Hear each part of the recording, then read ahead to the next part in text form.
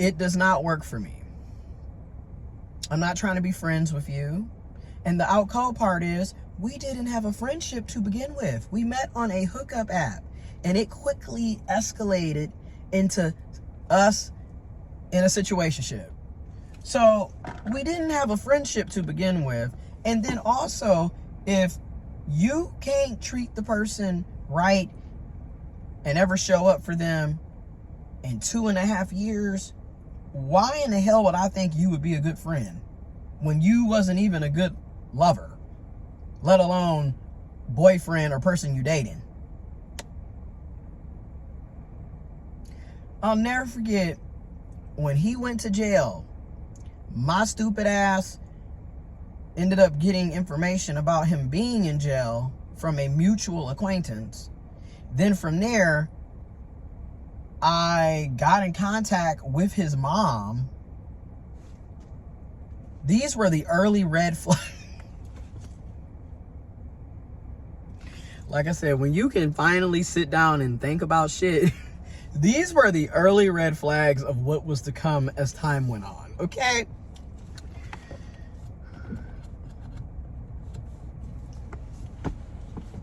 So then after that, I get in touch with his mom. I'm going over there to his mom's house, which is where we were hooking up. And again, another red flag was, you're 30 at the time. He was 32, still living at home with mom. Which, don't get me wrong, when you look at today's economy, I understand why people are staying at home. You know what I'm saying? However,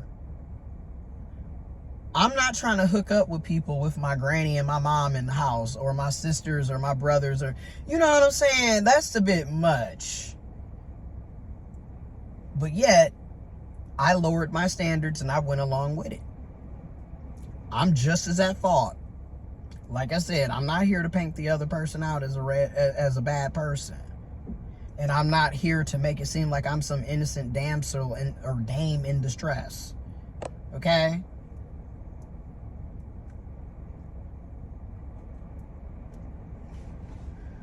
But it really is something to think about. So then, I go to pick him up from jail that Monday.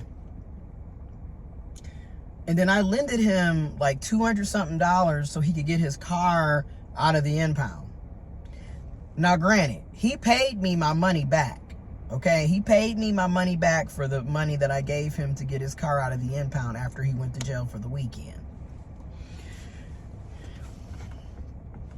But this was literally red flag after red flag after red flag. This is why when you sit down and you have time to think, you realize you're not a victim. You're a willing participant in your own sadness. You know what I'm saying? I willingly was participating in this shit.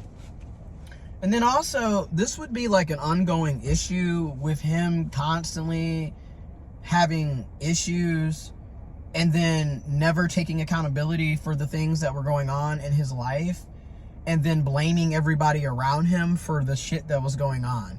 Like, he literally was blaming the police officers for being assholes, which, don't get me wrong, are there bad cops? Yes. Black Lives Matter. But you literally bought a beer and then cracked the beer open in the car as you drove out of the parking lot of a liquor store, and the police were literally right there and they saw everything.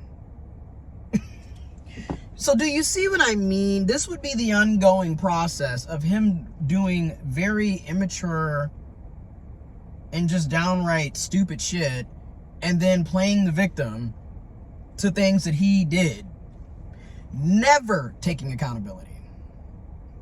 And that's the other issue. I cannot be with people who are emotionally immature and never can take accountability for shit. It's always your mom, your sister, your brother, your friend, your cousin, your colleague. It's always somebody else's fault. Like, when he got fired, it was somebody else's fault. Like, when he decided to drive into a stop sign, he blamed his friend for that. And by that time, he was 33. So again, these were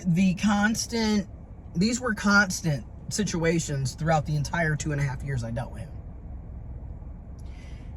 And it just kind of highlighted how immature and childish he was. But then it also highlighted how I was so caught up in the fact that I found him to be extremely physically attractive and sexually attractive. The sex was A1, like A1 steak sauce at the beginning. I'll be the first to say that. I mean, like I said, had we kept this at sneaky link levels, we could probably still deal with each other. But there's no way in hell I would deal with you now. Not after all that shit. That's why I said a lot of times where a lot of us go wrong is that we're putting people in the wrong categories. Just being real. You're putting a hoe into a committed relationship setup when a hoe is going to be a hoe. Another thing is unnecessary lying. I mean, this person would this dude is a habitual and pathological liar. Okay, the amount of bullshit that would come out of this man's mouth now that I'm able to really look back at the 2.5 years, like, what the fuck? However, I am a habitual people pleaser, which is still a form of manipulation. So I was being manipulative as a people pleaser too. Because I am definitely the type of person who will literally do any and everything I can to make somebody else happy and to keep them around, if that makes sense.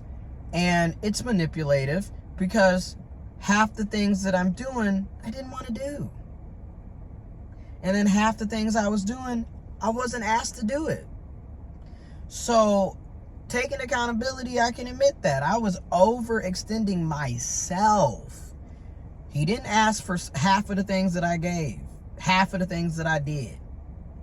And at the same time, when you're dealing with people who are takers, it's not like they're going to tell you to stop.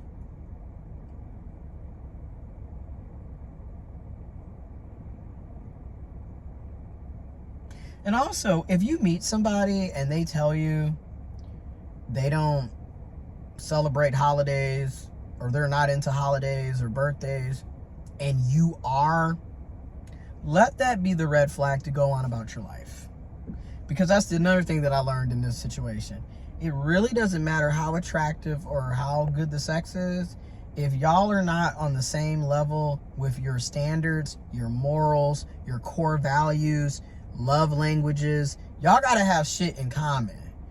And if you know that you are all for celebrations and holidays, and then you get with somebody that can't even remember your birthday, can't even think to get you a card, you're not going to have a good time in that situation. It's going to always be very one-sided. You're going to be the one showing up, going out, and they don't care about any of the shit. But they're not going to tell you to stop buying them shit. That's what I mean by, yeah, people pleasers, we're being manipulative, we're toxic too, we're dysfunctional too. I definitely am that. I can admit it. And at the same time, takers are never going to tell you to stop. Meanwhile, somebody that actually is, quote unquote, securely attached and actually cares about you and your well-being is going to tell you to stop. They're not going to keep accepting gifts. They're not going to keep taking your kindness for weakness. They're not going to keep taking advantage of you in the situation.